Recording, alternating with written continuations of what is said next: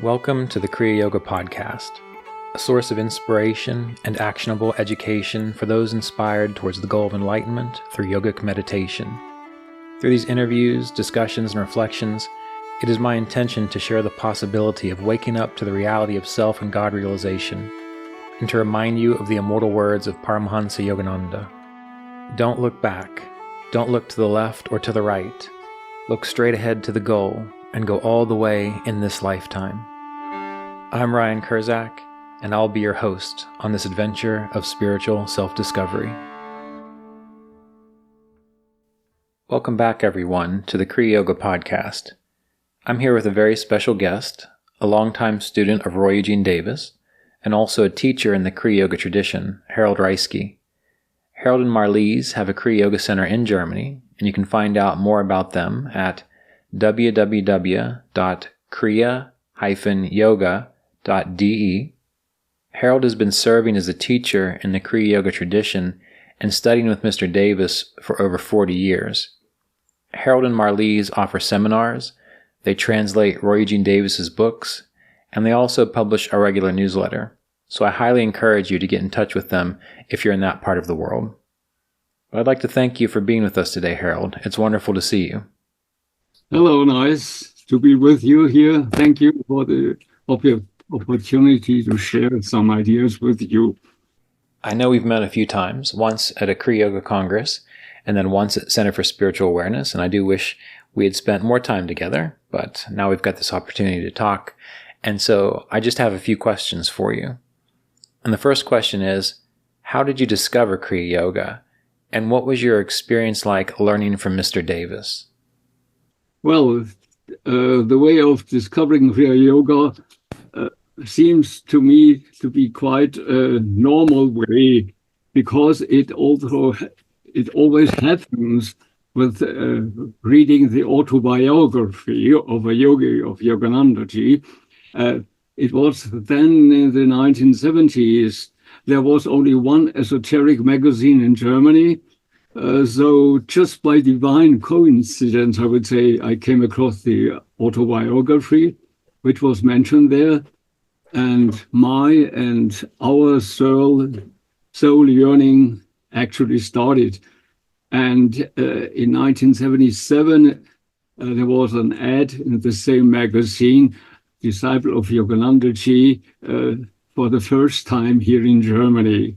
And so it was a must-have. Actually, we attended the first seminar of Roy, and we had a first encounter. And what is interesting here, we immediately sensed the spiritual communion. We realized from the very first moment that there was a spiritual bond.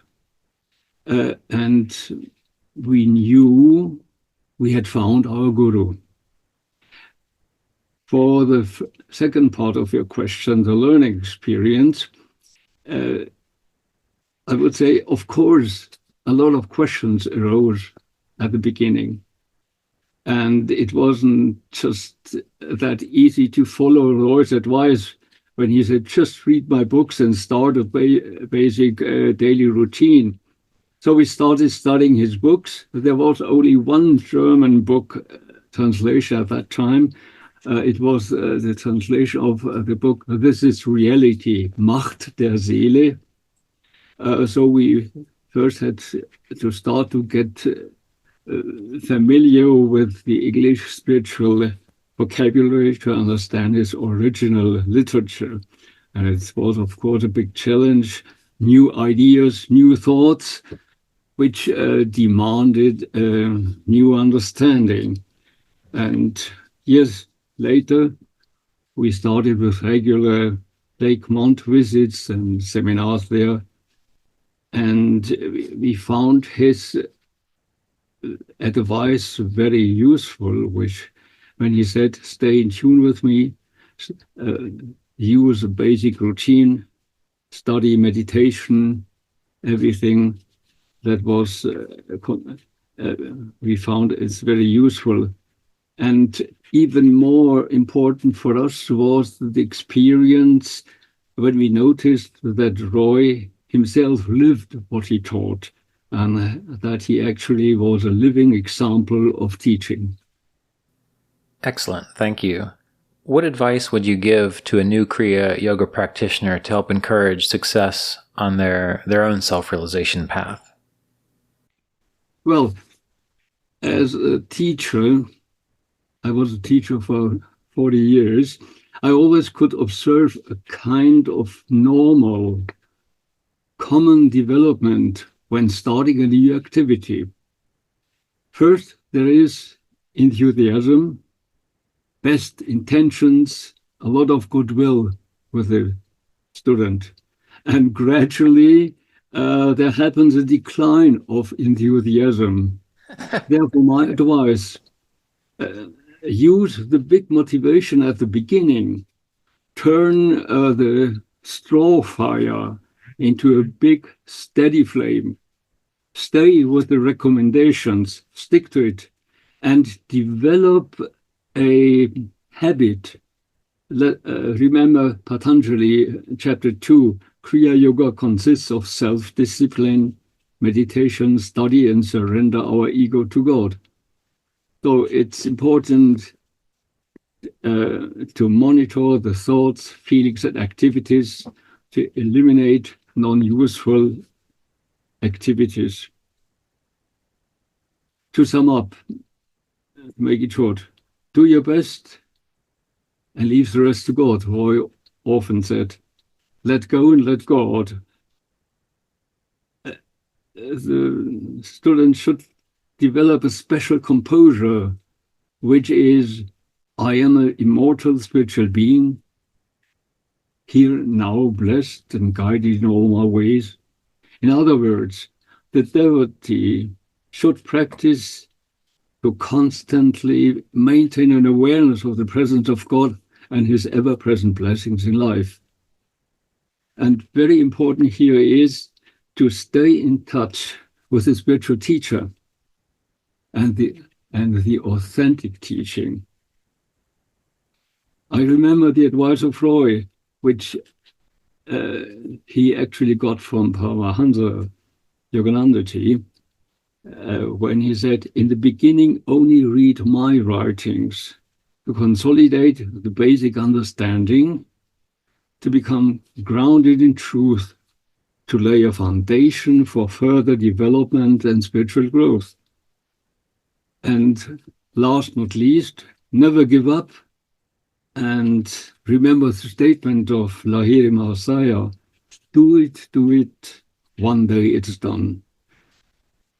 Really a truly noble goal to awaken in God. The next question that I have is, what does self-realization mean to you? Well, a difficult question, actually. Of course, first of all, the traditional view and understanding, but I would say, not only to understand, but to experience the nature of our true being. We should try to experience, at least in steps, the liberation of consciousness, which allows a clear understanding of the laws of consciousness, become free or being released of the bonds of our inner programs, and therefore being able to gain control over our human nature as much as possible. And not to forget that we might be able to understand God's work in the creation and in our lives, to become aware of our role while living here in this incarnation. To sum up, it means, I understand it in this way, that we are more and more aware of his ever-present guidance and blessing. Yeah, thank you. So this next question, it might be a little long, but I definitely look forward to hearing what you have to say. So as you look back over the years of your own dedicated practice and working with students, what are very common obstacles that most students have trouble with? And what advice would you give to resolve those or that obstacle? As I've already mentioned before, most students have a great start when they encounter the Kriya path for the very first time. They usually already have read the autobiography and are fully motivated. But then they fall into the trap of different stages which happen when dealing with a new experience. I need to expand a little on that. I often explain this also to my students at university in the subject of intercultural understanding. There are 5 steps which happen there. I would say you can compare the spiritual path with an emigration into a foreign country. One can find the same stages of development which apply to the way when people emigrate. By encountering a new culture, the first stage is usually the tourist stage. When we come into a new country for the very first time, we find everything wonderful. We are enthusiastic about what we see and experience. Everything appears quite positive. The people in the new culture are very nice. The stage can last for months or maybe only a couple of days.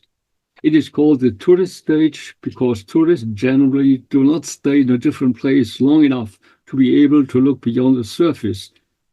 And that is why the stage is also called the honeymoon stage, because we possibly are on cloud 9. Then imagine a wonderful hotel at the seaside or a view into the incredible Grand Canyon.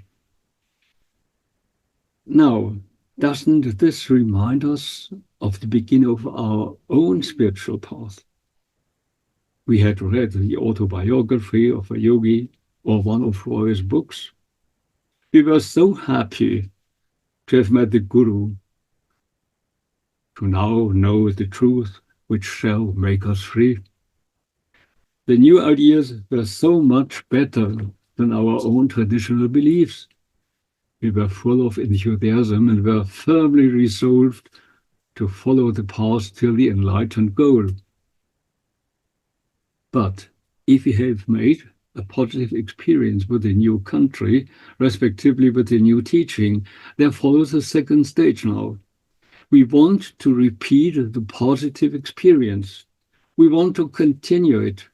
That means we visit the place again. That is, we continue our spiritual path with joyous anticipation. But when we come to a foreign country repeatedly or stay longer than usual, we suddenly see other sides we have not noticed before. Instead of the striking beauty of a desert, we see the barren land with its dryness and so on. Here people suddenly may get preoccupied with certain issues which might disturb their mind, while the honeymoon filter has vanished. Because of this, they can experience frustration and a stage which is called a cultural shock. At some place on our spiritual journey, we also may possibly arrive at a stage like this, may have problems and frustrations. We suddenly may have the feeling that there is no progress. Others perhaps confirm this and say they also have made no progress and even claim they have found something better on the New Age market. Close friends who think traditionally influence us and have a serious word with us. We possibly begin to doubt the new teaching. Well, how can we overcome the obstacles of doubt and skepticism at this stage? I already mentioned before, I think it's really essential to stay in touch with the teacher. It is also important at this point not to give up. Here it shows if our enthusiasm only was a straw fire, a honeymoon phase. It is important now to stay on the path, to faithfully continue with our spiritual practices and to trust. And thus to be open to the invisible help of God and the Gurus. We experience somehow a kind of a learning plateau here. we sometimes have the feeling that progress has stopped. But there is a realization in the scientific theory of learning that progress does not happen permanently in a rising graph. Progress happens in steps. Between them, there is a plateau, let me say, a tableland. And this plateau is necessary as a stage to stabilize the new knowledge through practice and to collect strength for the jump onto the new higher level. That is why a master used to advise people, learn to love the plateau and continue your practice on a regular basis. Stick to the spiritual recommendations. Because only then one can overcome the stage. And it is necessary to be able to advance to the next step on the spiritual immigration process. Because if the last stage was too hard, one will not get to the next step of adjustment. Back to my example. If you decide to stay in the new country, we eventually learn to deal with the differences. We try to integrate the new culture with our own beliefs. We begin to learn the language and make more friends. We have an occasional crisis, but one develops a positive attitude toward it. It is a period of adjustment, while this is called the adjustment stage. Now, in regard of spiritual matters, it is necessary here to continue our practices on a regular basis. We have to learn the new art of living, I would say, and to use it, to do it. That means that we should apply faithfully what we have been told. We have to be conscious and aware in the every situations. How do I think, feel, and act in the arena of daily battles? Here is our test field, and it is not about what we know. Not only knowledge is demanded here, but right action, how we react to what we know. This is the way of Kriya Yoga. Remember, Kriya means action. Do you think, feel, and act, for example, as the masters would do in a certain situation? Or will you fall back in the traps of your ordinary mind habits? Important seems to me here, don't try to integrate the new knowledge with your old beliefs. Remember what Jesus said, you cannot fill new wine into old skin bags. It is necessary here to discard old habits and replace them with right attitude and right action. To conclude this question, it reminds me of Yoganandaji when he said, you have to live anyway, why not in the highest way possible, as awakened spiritual being and aware of your spiritual potential. Because when we complete all these ideas here, we come to the stage of acceptance or the level of acculturation. We live with the new culture, with the new ideas, and a similar process happens with spiritual paths. Here the students lives the guidelines, apply them as a matter of course, and grows into the level where he automatically lives the new understanding.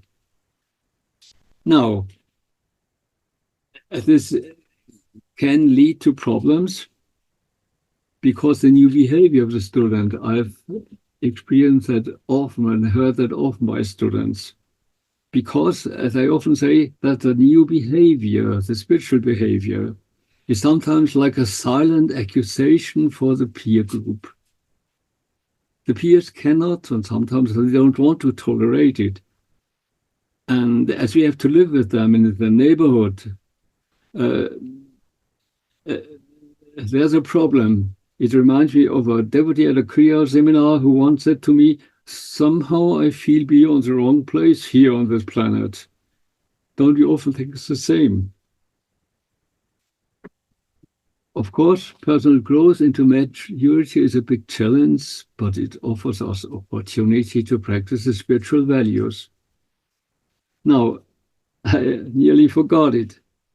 The main thing here, the final stage in the psychological acculturation process, there is a final stage, and it is called the re-entry shock.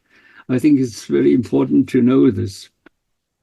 It's the shock of coming back home. You return from your time in another country, and everybody's happy to see you again.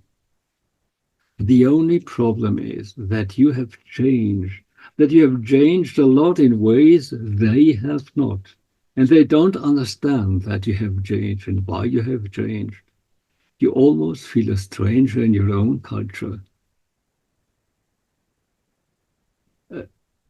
I would say that's a problem many students, many devotees experience. But despite of the seeming similarity, we must act and feel differently at this stage when we are on the spiritual path. And I would say there is no need to come back into the home of ordinary human consciousness, to its habits and painful consequences. It is necessary here to have understanding and compassion here for our fellow men at this stage. We are advised to be fully conscious of our true nature and also of their true nature. It's a big challenge, but it's important to know this.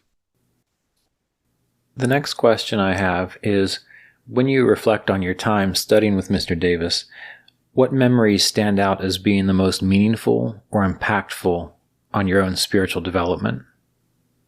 Well, there is first of all the memory of the very first initiation with Roy. Of course, it was a very uplifting moment in our lives. But you asked what was impactful.